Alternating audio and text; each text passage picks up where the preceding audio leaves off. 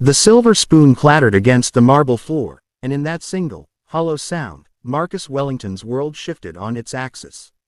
He stood frozen in the doorway of his penthouse nursery, his Armani suit still crisp from the emergency board meeting that had dragged until midnight, his leather briefcase hanging forgotten from his hand. The scene before him wasn't one of negligence or danger, it was something far more devastating. It was love, pure, uncomplicated, maternal love being given to his son by a woman who had every reason to walk away but had chosen to stay. 3 months had passed since the accident. 3 months since the drunk driver had stolen his wife, Catherine, from their lives in a senseless collision on the Pacific Coast Highway. 3 months since Marcus had hired Elena Rodriguez, a soft-spoken woman from Honduras with kind eyes and calloused hands, to care for his infant son, James, while he buried himself in work, trying to outrun the suffocating grief that followed him like a shadow. Marcus had checked every reference, examined every credential, paid her more than the market rate demanded. What he hadn't expected, what he couldn't have predicted, was finding her at 2 in the morning, sitting in the antique rocking chair Catherine had chosen during her pregnancy, nursing his son at her own breast. The shock of it paralyzed him. His first instinct screamed violation, boundary crossing, an inexcusable liberty taken. But as his eyes adjusted to the soft glow of the nightlight, as he watched Elena's gentle fingers stroke James's downy hair, as he heard her humming the same Spanish lullaby she sang during daylight hours, something cracked in the fortress he'd built around his heart. James had been refusing bottles for 2 days. Marcus had been too consumed by the hostile takeover attempt on his technology company to notice the desperation in Elena's voice during their brief phone conversations. She'd told him the pediatrician said James was fine, just fussy, but now Marcus understood the truth she'd been too humble to share. His son had been starving, crying inconsolably, and Elena, this woman who had lost her own infant daughter to pneumonia 2 years ago in a Tegucigalpa clinic that lacked basic antibiotics, had made an impossible choice. Mr. Wellington. Elena's voice was barely a whisper as she noticed him standing there, her dark eyes wide with fear. She didn't move, didn't disturb James, who was finally peaceful after days of anguish. Please, I can explain. He wouldn't eat, nothing would work, and I remember, her voice broke. I remember when my Sophia would only calm at my breast. The doctor, she told me that sometimes, when a mother grieves, the milk can return, especially if... Stop. Marcus held up his hand, but his voice wasn't angry. It was shattered. He moved into the room slowly, like a man approaching something sacred, and lowered himself onto the ottoman across from the rocking chair. For the first time in months, he really looked at his son. At the tiny fingers curled against Elena's brown skin. At the contentment radiating from James's small body. At the tears streaming silently down Elena's face, even as she continued to nourish the child in her arms.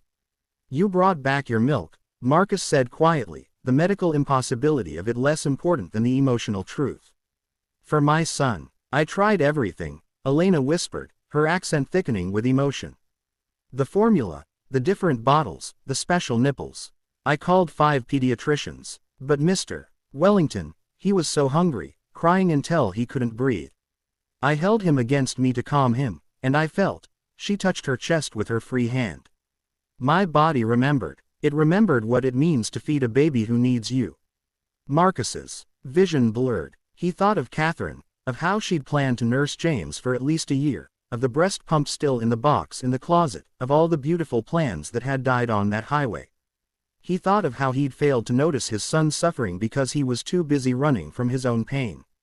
And he thought of this woman, this stranger who'd become the most important person in his child's life, who'd given something so intimate, so physically sacrificial, without asking permission because the need was greater than protocol.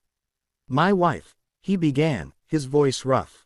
Catherine, she would have wanted this. She would have been grateful. Elena's eyes filled with fresh tears. I loved my Sophia so much, she said. When she died, part of me died too. I thought I would never feel that love again. But James, he has given me a reason to wake up. To remember that life continues, even after loss. I know I should have asked, I know I crossed a line, but Mr. Wellington, I couldn't let him suffer. The dam inside Marcus finally broke. He leaned forward, elbows on his knees, and wept. Not the silent tears he'd allowed himself in the shower or the car, but the deep, body-shaking sobs of a man who'd been holding the weight of the world on his shoulders alone. Elena, still cradling James, reached out her free hand and placed it gently on Marcus's shoulder. "We survive," she said softly. "We survive because we must. For them." Over the following weeks, something fundamental shifted in the Wellington household. Marcus began coming home earlier, sitting in the nursery while Elena fed James, the three of them forming an unspoken family unit born of shared grief and desperate hope. He learned that Elena sent most of her paycheck back to Honduras, to her elderly parents and the two younger children she'd left behind to seek a better life in America. He learned that she'd been a nurse before immigrating, but her credentials didn't transfer, leaving her to take whatever work she could find. He learned that she'd been saving for 3 years to bring her children to the United States, but the legal fees kept climbing. "Why didn't you tell me?" Marcus asked one evening as they sat together after putting James down. Elena smiled sadly. "You pay me well, Mr. Wellington. More than fair. My troubles are not yours to solve." But that's where she was wrong. Marcus realized that isolation had been his enemy, that by pushing everyone away in his grief, he'd nearly lost sight of what mattered. Elena had saved his son not with her credentials or her professional skills, but with her humanity, her willingness to sacrifice her own boundaries and comfort for a child who wasn't biologically hers. The next morning, Marcus called his attorney. Within 2 months, he'd hired an immigration lawyer who specialized in family reunification. He'd established a fund for Elena's children's education. He'd recognized her nursing credentials through a program he'd discovered specifically designed to help immigrant healthcare workers. But more than that, he'd found his way back to being a father, present, attentive, alive. On the day Elena's children finally arrived at LAX, Marcus was there beside her, holding James, who was now chubby and thriving. He watched Elena collapse into the arms of her 9-year-old daughter and 6-year-old son, her body shaking with the kind of joy that only comes after profound suffering. James reached for Elena, and she took him instinctively, holding all 3 children against her chest, her face radiant with tears. "Mr. Wellington," she said, her voice breaking.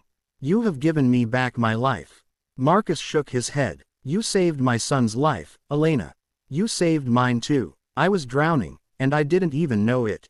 You showed me that family isn't just blood. It's who shows up. It's who makes the sacrifice." That evening, in the penthouse that had felt like a mausoleum for months, 5 people sat around the dinner table. Elena's children, wide-eyed at the space and the views, chattered excitedly in Spanish. James banged his sippy cup against his high-chair tray. Elena moved between the kitchen and the table, unable to stop smiling. And Marcus, for the first time since Catherine's death, felt something he'd thought was lost forever: hope. He thought about the silver spoon that had fallen that night, the sound that had drawn him to the nursery. It seemed impossible that just a few months ago, he'd been a man going through the motions, too afraid to feel anything at all. Elena had shown him that healing doesn't mean forgetting. It means allowing new love to grow alongside the old, making space for joy even in the midst of grief. As he watched Elena cut up food for all 3 children with the same tender care, as he saw James reach for her with complete trust, Marcus understood a profound truth. Sometimes angels come to us not with wings and halos, but with calloused hands and brave hearts. They cross oceans and sacrifice everything, not for glory or recognition, but because they understand that love, real, selfless love, is the only force powerful enough to heal a broken world. That night, after Elena had tucked her own children into the guest rooms Marcus insisted they use until he could find them a proper home nearby, though he suspected she'd never actually leave, and he would never ask her to, he stood in James's nursery doorway once more. Elena sat in the rocking chair, singing softly, James drowsy in her arms. "Elena," Marcus said quietly. She looked up, her face serene. "Thank you for everything," she smiled. "We save each other, Mr. Wellington. That's what family does." And in that moment, Marcus Wellington, billionaire, businessman, widower, father, understood that the greatest wealth he'd ever possess wasn't in his bank account or his company. It was sitting in a rocking chair, wearing a simple dress, holding his son with hands that had crossed borders and broken their own bodies' rules to give life when life seemed impossible. The next morning, Marcus's lawyers would begin the process of making Elena a full partner in James's guardianship. He would establish a trust for her children's future. He would create a foundation in Catherine's name to help immigrant families reunite. But tonight, he simply stood in the doorway, bearing witness to the extraordinary power of ordinary grace, grateful beyond words for the woman who taught him that sometimes the only way to heal is to open your heart wide enough to let the whole world in.